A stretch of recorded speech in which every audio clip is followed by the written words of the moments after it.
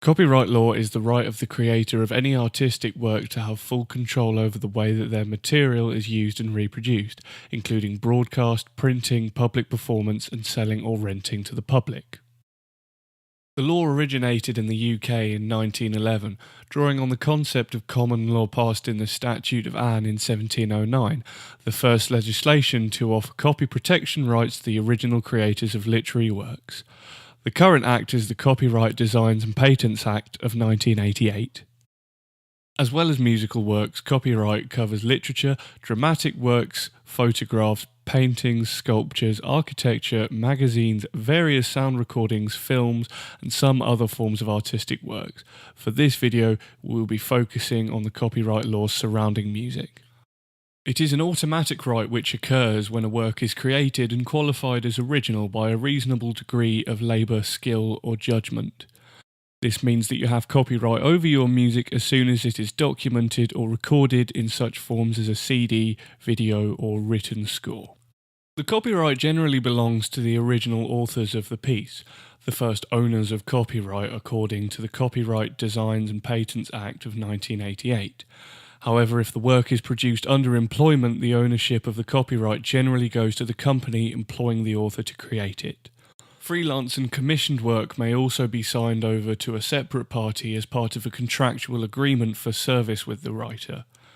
Copyright may also be sold or transferred from its original owner like any other asset. Copyright lasts for 70 years from the end of the calendar year in which the original creator dies, at which point it reverts to public domain. PRS for Music was formed in 1997 from two separate societies, PRS and MCPS. PRS, or Performing Rights Society, license organisations to play, perform and make available music on behalf of the copyright owners.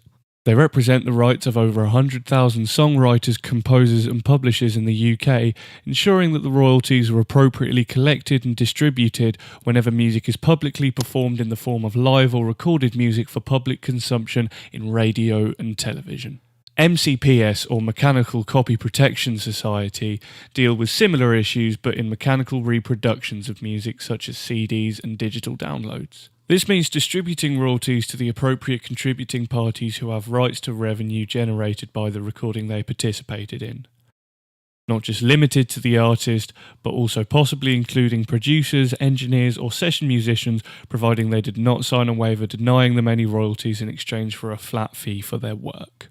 Sampling is something of a grey area in copyright law.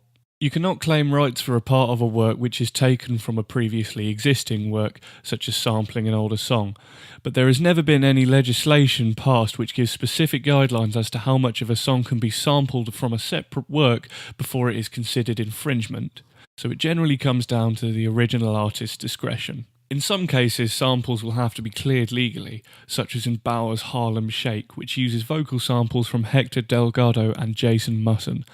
This sparked a potential lawsuit against Bauer for using these samples without prior permission, at which point Diplo, owner of the record label Mad Decent, which distributed the song, came to Bauer's aid and agreed a settlement to get the samples cleared.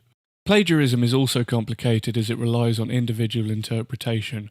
Robin Thicke's hit Blurred Lines spent 13 weeks at number 1, but Sony and ATV had to make a non-public settlement in their ongoing lawsuit with Marvin Gaye's family after Thicke was accused of stealing the beat from Got to Give It Up.